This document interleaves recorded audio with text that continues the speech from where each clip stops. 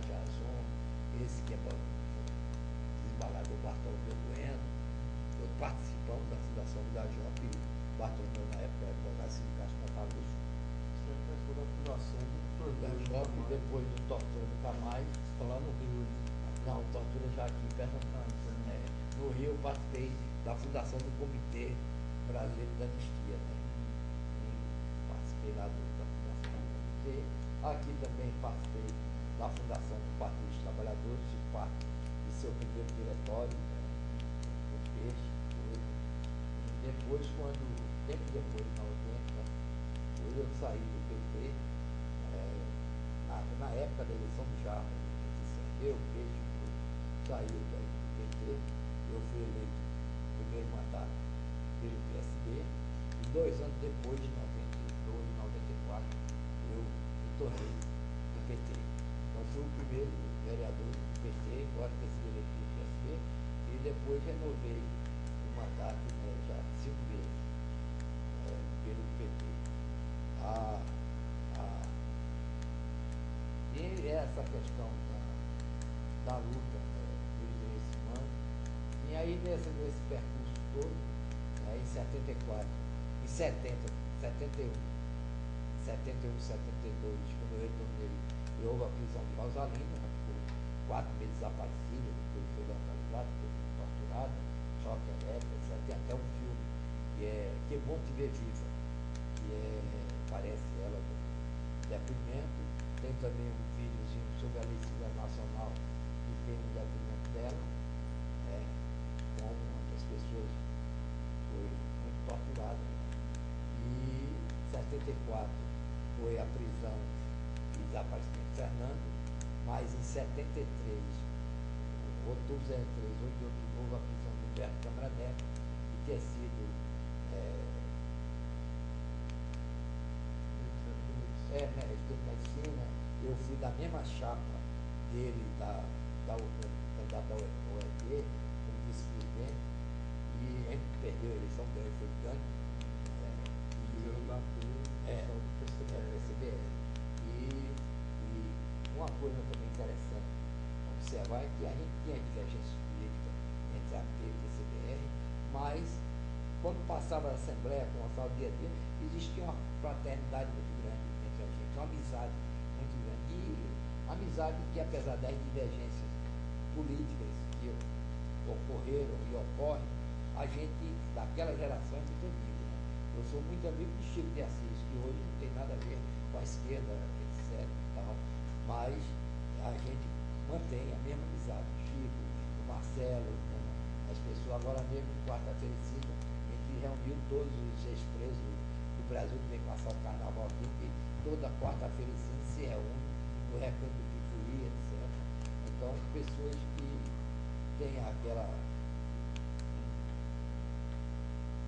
um grupo aí, geração 68, que a gente se comunica, coisa, e tem essa geração, né, tem uma amizade muito grande, né, de meio enorme, aquele negócio, né, o próprio Zé Disseu, né, a gente sempre foi muito amigo, mesmo nessas coisas difíceis, todas, a gente sempre manteve amizade. Quando ele vem aqui, ele procura, vai, agora esteve aqui, ligou, eu chamava, fui lá conversar com ele, era sempre.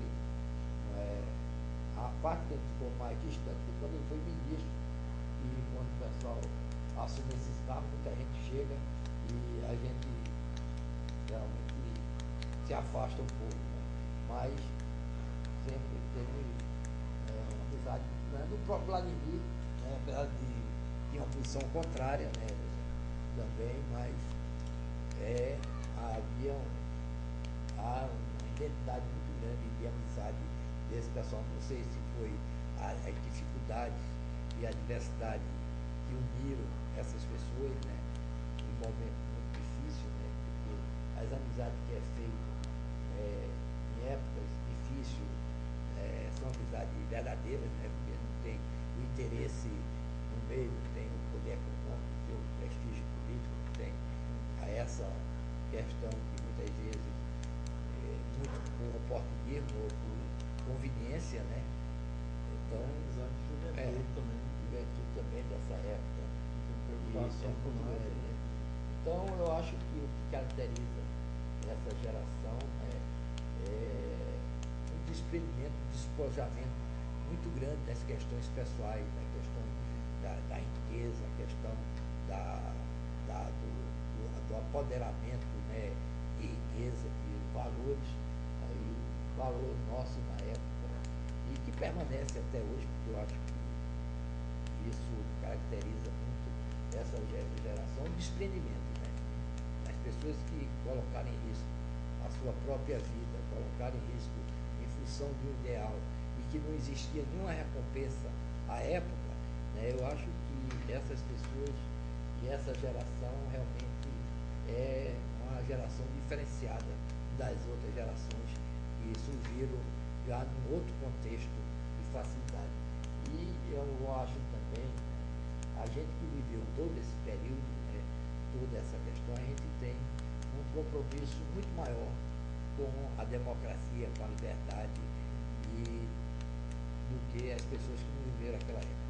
Então muita gente hoje critica que não há liberdade, que não há isso, não há aquilo outro, mas a gente que viveu aquela época viu a evolução que houve, né, dos valores políticos, mesmo na questão hoje, quando se diz que a corrupção hoje está muito maior do que naquela época, não está. Hoje que está mais divulgada a questão da corrupção, tem mais transparência, tem mais canais de expressão, se aponta, mas a corrupção que existia na época da ditadura era muito maior, né? A gente ouvia falar do Mário Andreasa, que era um ministro meio por cento, né, da ponte de Niterói, que foram fortuna e mais fortuna, a Transamazônica, o dinheiro que se ganhou na Transamazônica, na própria construção de Brasília, né, o que ocorreu na construção de Brasília, o que ocorria dentro dos governos, né, da época da ditadura, nomeações sem concurso.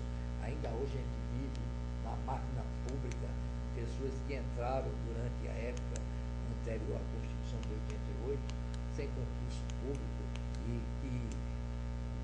ainda permanece, né, essa questão, ainda uma reação muito grande no concurso, que tenta a cada dia terceirizar, né, os serviços públicos.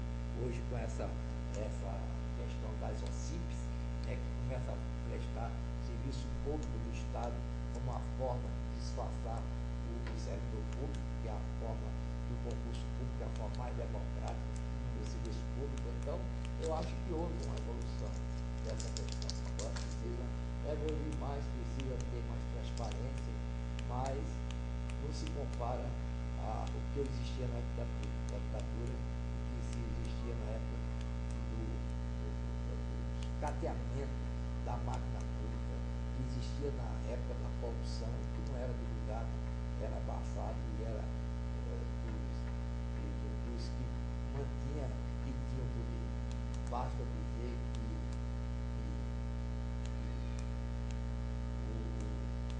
muita gente fizeram grandes fortunas naquela época.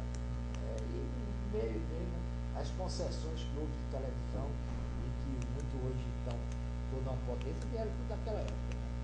Né?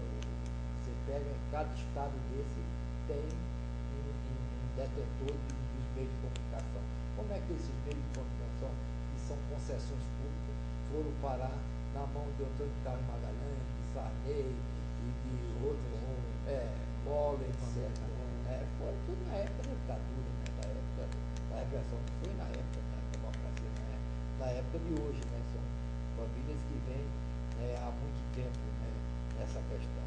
Uma outra questão também que a gente tem que analisar é a opção da classe política. Muita gente hoje endeusa e louva Dom Helder Câmara e faz a sua defesa intransigente. Muitos pegaram a alça do seu caixão, no entanto, foram os que mais perceberam, ou pelo menos até pela omissão. Uns ostensivamente e o outro com omissão, né? Quando a gente via as críticas que se faziam de Gilberto Freire, Dom Helder Câmara, cadê a classe política da época que não se contrapunha, ou que alguém do seu meio e da classe dominante estava fazendo aquele tipo de crítica?